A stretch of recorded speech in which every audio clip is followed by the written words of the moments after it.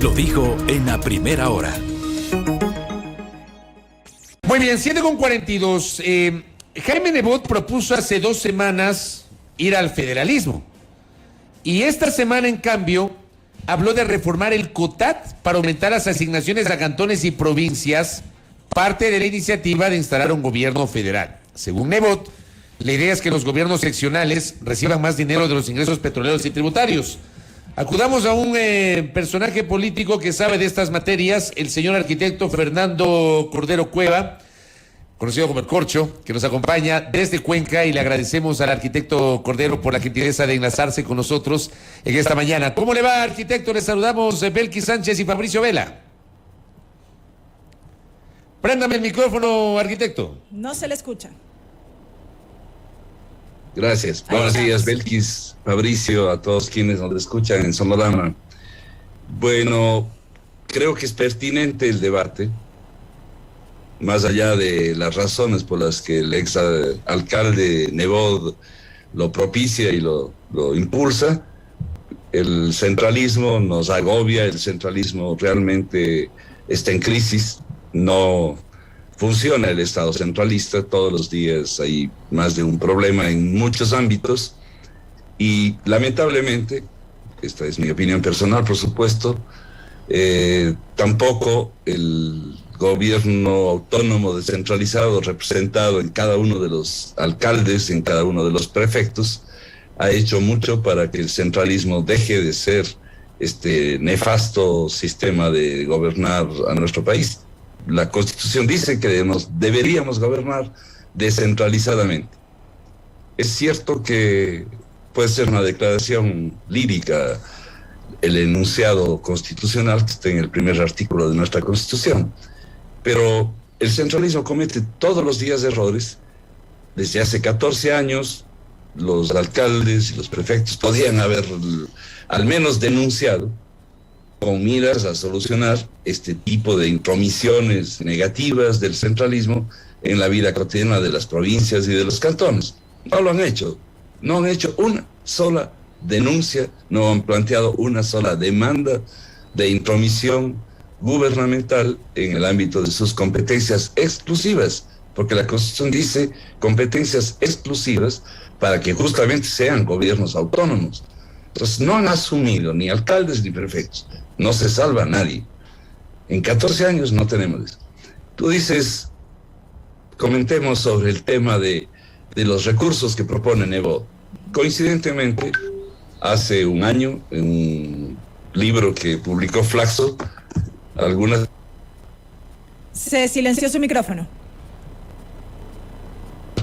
Justamente, ¿qué le pasaba al Ecuador post pandemia? Porque en la pandemia, en la primera parte, cuando estaba el señor Moreno en el gobierno, eso fue un desastre centralista, ¿no? Esto era lo peor. Ahí se dieron las vacunas Bibi, toda la mortandad brutal en Guayaquil y los contagios sin solución de todos los miles y millones de ecuatorianos que no fueron ni siquiera advertidos de que se estaban contagiando todos los días. Entonces, escribimos entre algunos un libro para analizar algunas posibilidades de cambiar el centralismo. A mí me tocó hablar justamente de la descentralización autónoma, de esta forma de gobernarnos autónomamente desde el mundo descentralizado.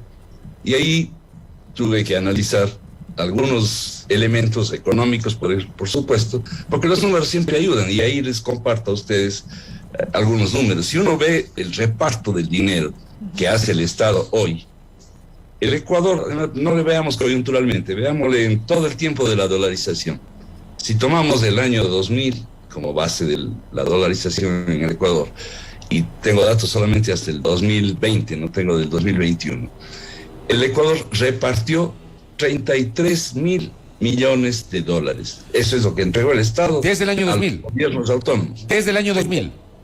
Desde el año 2000 acumulado, el Estado ha entregado a las prefecturas y a las alcaldías, y ahora a las juntas parroquiales desde hace 14 años, les ha entregado 33.558 dólares. ¿Cuánto les tocó? Millones de dólares. Sí. 33 mil millones de dólares. Entonces, Quito está en el primer puesto en recibir recursos. En esos 20 años, Quito recibió 5.182 millones.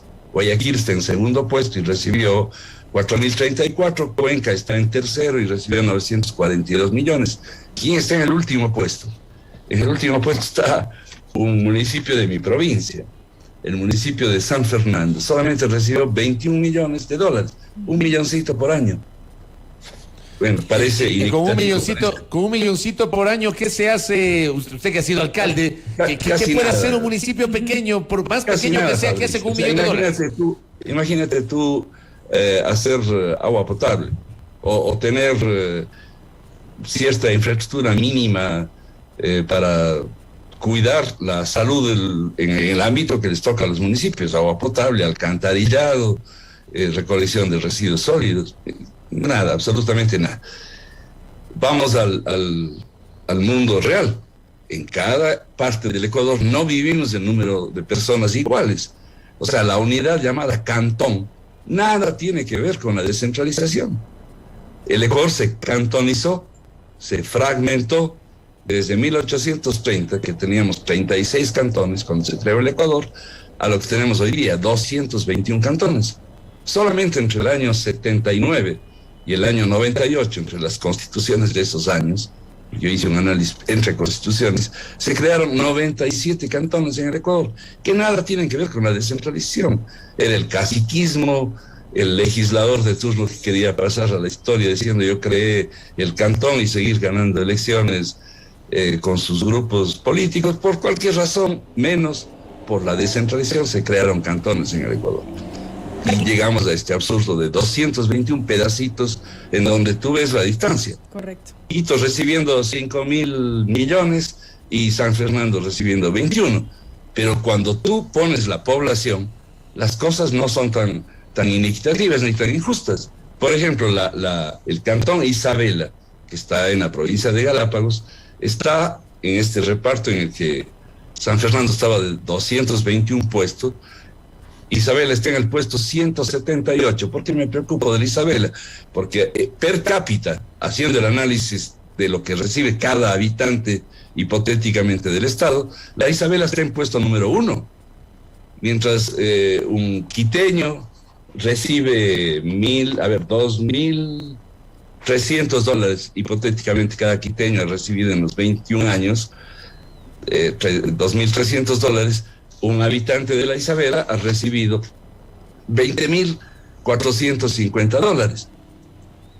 En cambio, Guayaquil, que estaba en el segundo puesto, pasa al puesto número 211, porque cada guayaquileño recibió solo $1.700, hipotéticamente, y cada cuencano que estaba en el puesto número 3 pasó al puesto 200 y recibió $1.800.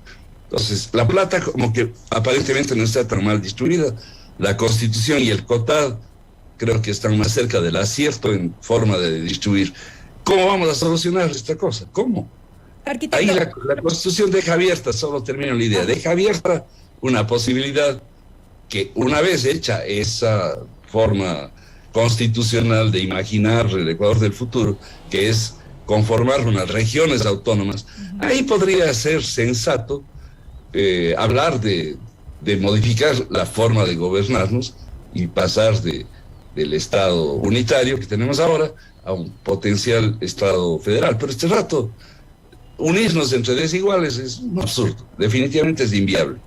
Precisamente, yo le iba a plantear, bienvenido nuevamente, sobre la base de este análisis que usted ha hecho en su integralidad, cuán viable y conveniente también resulta el planteamiento de Jaime Nebot, porque él básicamente lo que dice es que a partir de 2023 la participación de las 24 provincias y de los 221 cantones suba del 10% al 20% en ingresos petroleros y del 21% al 40% en los ingresos tributarios. Él alega que con esto no cabe entonces hablar de separatismo, regionalismo, falta de equidad o injusticia en esta propuesta.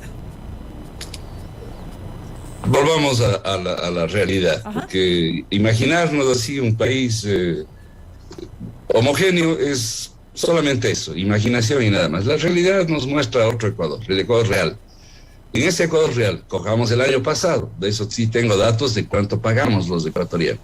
El año pasado, el Estado ecuatoriano cobró para las arcas fiscales 13.000 millones de dólares. 13.000 millones de dólares. Y si tomamos las unidades llamadas provincias, veamos cómo contribuyeron. Pichincha pagó la mitad de todos los impuestos que cobró el Ecuador, la mitad. Ahí hay voces, especialmente guayaquileñas, que dicen, sí, pero eso es culpa del SDI, del centralismo, porque registran mal, el que trabaja en la Amazonía extrayendo petróleos, las empresas petroleras tributan en Quito, las telefónicas tributan en Quito, entonces está distorsionado. Bueno, yo estoy de acuerdo en que está distorsionado, estoy de acuerdo en que está mal registrado el origen de la contribución tributaria, ya, pero es el Ecuador real. Guayas tributó el 32%. Azuay, que está siendo quinto en población, es el tercero en tributar, 730 millones. Entonces, este es un Ecuador absolutamente heterogéneo. El Napo, en donde sale nuestro petróleo, tributó 12 millones. Otra provincia petrolera, Orellana, tributó 12 millones. Si cada quien se queda con la plata, como dice el exalcalde Nebot, pues este Ecuador es viable para 3 provincias. Para el Guayas, para Quito y para la Azuay. Y el resto, que se busquen cómo subsistir, porque definitivamente... Pero ahí, si es que les hacemos caso a los propios guayaquileños federalistas, si cada quien se queda con lo suyo, Orellana y Napo se quedan con el petróleo, con la misma razón que se quedan los guayaquileños o los quiteños con los impuestos que dicen que sale de nuestro bolsillo, bien registrados, bien analizados y justamente asignados en donde efectivamente se generan las riquezas. ¿Y quién va a hacerse cargo de mantener las Fuerzas Armadas? ¿Y quién va a mantener las relaciones internacionales del Ecuador? ¿Quién va a administrar los puertos? ¿Será que porque estoy en una provincia le toca? No, eso se llama cualquier cosa menos República Federal o Estado unitario. O sea, esto que está diciendo en este momento me parece que es clave, porque a partir de lo que dijo Nebot, alguna gente dice, mejor que vayamos a eso porque el petróleo solamente va a beneficiar a las provincias amazónicas, Guayaquil se va a quedar sin los ingresos petroleros y va a tener que trabajar solamente con base en el puerto marítimo. Eso es una falacia, arquitecto. Sí, creo que hay formas de... A ver, estoy absolutamente de acuerdo, dije que es pertinente el debate sobre la crisis del centralismo. Pues justamente en ese documento que compartimos entre algunas personas que siempre estamos interesados en que el Ecuador mejore, yo aventuro ahí no una hipótesis, una real posibilidad. A ver, ¿por qué los niños hoy día están desnutridos crónicamente? 3 de cada 10 niños están desnutridos en el Ecuador. Eso tiene mucho que ver con la falta de agua segura, de agua potable, con la inexistencia de sistemas de recolección de residuos sólidos y de eliminación de aguas residuales, de aguas contaminadas. Eso hay íntima relación, no solamente con la forma de nutrirnos a partir de los alimentos que consumimos, sino también del agua y del medio ambiente en el cual estamos insertos como seres humanos. ¿Cómo hacemos eso? Tantos años que venimos hablando de que hay que ponerlo en evidencia. El censo nos va a dar importante información a los años, a los 12 años vamos a tener información actualizada. Seguramente han mejorado las llamadas necesidades básicas de insatisfecha, porque eran monstruosas. En el año 2010 el Ecuador urbano era una cosa y el Ecuador rural era otro país. Absolutamente injusta la distribución de la riqueza y de los servicios. Entonces hagamos un cambio ahí. ¿Cómo podemos hacer? La Constitución dice que queremos mancomunidades. Imaginémonos mi provincia que conozco más, el Azuay, tiene 15 cantones. Se juntan. Cuenca tiene 99% de agua potable en el área urbana y 76% en el área rural. Pero hay cantones de mi provincia que tienen menos de 50 en las áreas urbanas y menos de 30 en el área rural. Entonces, ¿cómo hacemos? Hacemos una mancomunidad, se unen las 15 municipalidades, el gobierno cede el 40% del IVA a las mancomunidades, se creen, imagínense, las mancomunidades de todas las provincias, y nos damos un plazo en una ley. A ver, en 5 años vamos a dar 100% de agua segura a todo el ecuatoriano. Eliminación de aguas residuales, recolección de basuras, internet gratuito con cierto límite de datos para que no sea caótico y se saturen las redes de comunicación por esta vía. Ya. Eso se podría hacer apenas con el 40%. ¿Cuánta plata es eso? 2.700 millones. Comparado con lo que hoy día reciben, coincidentemente es casi lo que propone Nebot. Mi diferencia es de que eso era solo para los municipios que son los competentes para hacer eso. Si les queremos dar otra parte del IVA a las prefecturas para que hagan riego, a que hagan vialidad e impulsen la producción, porque de no nos estamos quedando sin comida en el Ecuador. El último paro nos mostró que tuvieron que apelar al Perú porque de nuevo ya no tenían de dónde comer en Guayaquil. Eso es viable, sin todavía pensar en el federalismo, que es un tema bastante difícil en un país tan heterogéneo. Entonces, si hay cambios, es pertinente el debate. Ojalá se profundice. Yo me siento halagado de ser invitado por ustedes para conversar esos temas.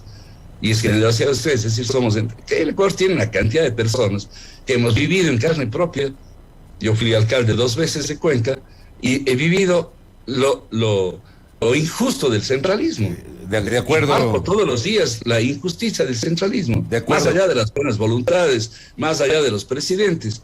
Lo que ha ocurrido en el Ecuador cíclicamente es que cuando hay un presidente que es efectivo, que es calificado por la opinión pública como buen presidente, nos olvidamos del centralismo. No es que desaparece, nos olvidamos, nos confundimos, nos hipnotizamos. Pero el centralismo tiene más de 190 años destrozando las posibilidades de desarrollo. Correcto, arquitecto. En la recta final, tengo 2 temitas que le quiero preguntar aprovechando su presencia. No se me extienda mucho en la respuesta en honor al tiempo. La primera, usted ya nos recordaba que fue 2 veces alcalde. Pregunta directa, Aravena. ¿El Corcho Cordero buscará por tercera vez ser alcalde de Cuenca? A lo mejor lo usual es que los que nos dicen políticos, porque hemos tenido una participación pública, esa sea la conducta. Yo quiero ser alcalde. Pues en este caso yo no he hecho nada para pretender ser nuevamente alcalde, pero la gente de Cuenca generosamente está planteándome y yo no he tomado una decisión, tengo muchas contradicciones. Para mí la política se ha degradado enormemente. Una cosa fue lo que yo hice hace ya más de 20 años cuando justamente propusieron mi candidatura, acepté y gané 2 veces consecutivas la alcaldía de Cuenca. Pero como después nos meten a todo el mundo en el mismo saco, hoy día 9 de cada 10 ecuatorianos creen que la política es de ladrones, la política es de corruptos y todo el mundo para ellos es igual. Esa confusión yo creo que ahuyenta a gente que quiere seguir siendo útil, porque ser político, bien entendido, no es ser un aprovechador, sino todo lo contrario. Una persona humilde, entregada a pensar en el resto, entregada a pensar en cómo solucionar los problemas del resto más que de los personales.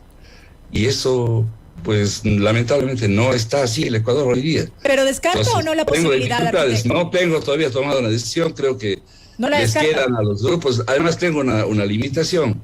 Yo, asqueado de la política real, me desafilié cuando el señor Moreno era presidente, me desafilié y de ahí les robo 30 segundos más. Doble impacto. Nosotros teníamos un movimiento nacional que se llama Nuevo País desde cuando Freddy Ehlers fue candidato a la presidencia de la República. Oiga, yo le hacía esta pregunta porque un pajarito me contó que hay la posibilidad de establecer un binomio ahí en Azuay, ¿no? Fernando Cordero a la alcaldía, Javier Enderica a la prefectura. No sé si ya está madurando esa idea o es real eso que me contó un pajarito, arquitecto. Bueno, esos pajaritos son los ciudadanos que generosamente están pensando en nosotros, pero... Fíjate, entonces sí es cierto eso, sí es cierto. De alguna manera, a mí también me llegan las mismas noticias y todo tuvo origen en una foto que hicimos juntos del Javier Río, no pensando en la política, nos encontramos en un trabajo, compartimos un trabajo y yo como arquitecto, él como un experto en deporte, él está ligado al ciclismo, a la natación, ese tipo de cosas. Coincidimos en algún trabajo y hablamos obviamente del Ecuador, del futuro de nuestra cuenca de la SUAY. Pero te hago lo siguiente, es decir, esta relación de los políticos con los ciudadanos está deteriorada. A mí me pasó, te dije, doble impacto, porque nosotros nos fusionamos como nuevo país con Alianza País. ¿Cuándo? Para hacer la Asamblea Constituyente. Te estoy hablando, yo era diputado, renuncié a ser diputado a los 3 meses de haber elegido, apoyé la realización de la Asamblea Constituyente y fui candidatado por una agrupación que finalmente tuvo que correr con la lista número 35, pero se llamaba Acuerdo País, no Alianza País, y era una integración de varios movimientos. Correcto. Ahí estaba en su momento Augusto Barrera, María Paula Romo y bueno, 30 movimientos más pequeños. Eso fusionamos. Pasé tiempos ahí de legislador, luego fui parte del gobierno de Rafael Correa, me quedé solo en Alianza País. Fui candidato a diputado nacional, a asambleísta nacional, por la lista 35, que nunca cambió de nombre, nunca se llamó Acuerdo País, sino quedó como Alianza País. Y después se apropiaron de esa lista, y ahí sí me dio asco y me desafilié yo. Correcto. Y más 500 personas aquí. Entonces, no tengo partido, no puedo yo tomar decisiones, me pueden dar tomando y eso no va con mi personalidad. No he tenido tiempo de llegar a acuerdos porque no estaba interesado en el puesto. Y ahora nos ponen a mí, a Javier, a correr, a consultar a la almohada, a la familia, a todo el mundo, para tomar una decisión que no es fácil, no es fácil. Correcto. Pero yo tampoco soy indiferente y creo que no hay cómo seguir haciendo los simulados, entonces me tienen ese dilema, pero solo un milagro a lo mejor haría que yo diga sí, y no creo mucho en los milagros. Correcto. Y en 2 minutos, en honor al tiempo, arquitecto, brevemente, ¿cómo mira usted lo que ocurre ahora mismo en la Asamblea Nacional? Y se lo consulto porque usted presidió la legislatura en su momento y esta nueva mayoría de la que se habla ahora mismo al interior de la legislatura. Vea, hay temas que conceptualmente no nos hemos de poner muy fácilmente de acuerdo en el Ecuador. Hay unos que dicen que bueno que hayan eliminado el método de Hong, porque era muy concentrador de las grandes mayorías políticas. Ya, los que defienden eso dicen sí, pero eso se llama gobernabilidad. En muchos países europeos se sigue utilizando el método de Hong. El de Webster, que es lo mismo, es un método, el uno son distribuidores pares y el otro son distribuidores impares. Ese es, el uno son números continuos, se distribuye para 1, 2, 3, 4, 5, en el de Webster para 1, 3, 5, 7, etc. ¿Qué efecto práctico tiene? Nadie tiene mayoría en la Asamblea. Regresamos a lo que ustedes, los comunicadores, les llamaron en su momento, en los 90, las mayorías móviles, que tanto daño le hicieron al país. Es decir, porque no hay cómo planificar. No hay cómo planificar. Los gobiernos tienen periodo de caducidad, tienen 4 años. Petro acaba de ganar las elecciones en Colombia y ya tiene una mayoría que le va a durar los 4 años en Colombia, y eso le significa que podrá cumplir las ofertas que hizo. Obviamente, las mayorías no se hacen solamente con un método de distribución, se hacen dialogando, se hacen construyendo. Cuando uno no es suficientemente fuerte, pues tiene que sacrificar. No puedo imponer lo que tengo en mi cabeza, tengo que consensuar con los otros y tengo que mediar. No le va a salir el gobierno de Petro imaginando exactamente lo que él pensó. Va a tener que sacrificar algunas cosas para poder gobernar. Entonces, la gobernanza versus la representación de minorías. En el Ecuador creemos que mejor vamos a estar mientras más minorías existan en la asamblea o en un consejo municipal. Hay que repensar eso también. Esa es una figura que yo creo que es para caotizar el Ecuador. Entonces, ¿qué es peor? Porque ¿qué es mejor? No vamos a ponernos de acuerdo. ¿Qué es peor? Para mí es peor una asamblea de minorías que se hace en mayoría móvil.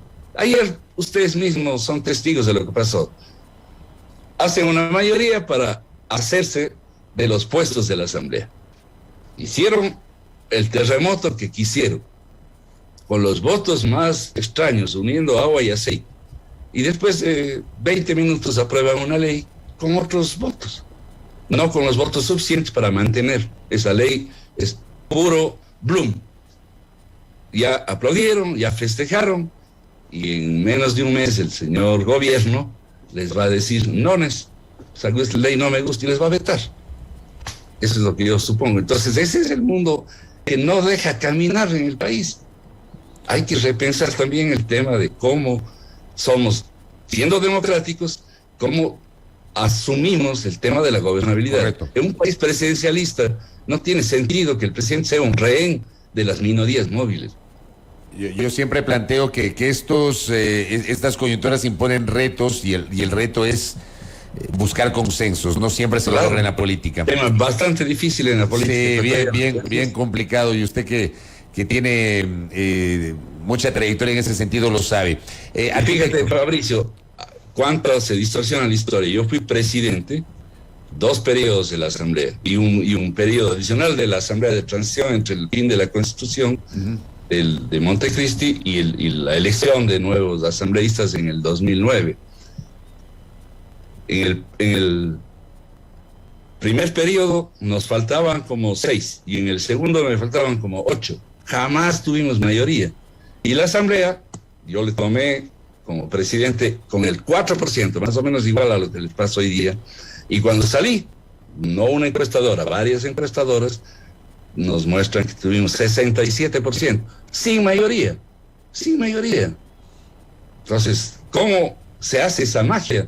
Cediendo, escuchando, ceder, consensuando. Ceder, que dice usted que es una palabra que no siempre se usa acá. Arquitecto, gracias por el tiempo, gracias por el tiempo y por estos minutos para hablar de descentralización y de política. Un abrazo. Gracias a ustedes. Chao, Abel. Muy gentil.